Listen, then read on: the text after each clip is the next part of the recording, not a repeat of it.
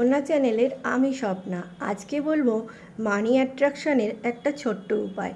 পুরুষ বা মহিলা সকলেই করতে পারবেন। যে কোনো একটা বৃহস্পতিবার দিন একটু কর্পূর, একটু শুকনো হলুদের গাঁট নিয়ে মা লক্ষ্মী দেবীর পায়ে ছুঁয়ে নেবেন এবং এটি একটি লাল কাপড় বা হলুদ কাপড়ে মুড়ে মানি পার্সে রেখে দেবেন এবং এই হলুদটি যে কোনো বৃহস্পতিবার দেখে মাসে একবার পরিবর্তন করবেন। পূর্ণিমা হলে ভালো হয়। এটি করুন, দেখুন মানি ফ্লো কেমন বেড়ে গেছে এবং এর সঙ্গে পাওনা টাকাও কেমন আদায় হচ্ছে।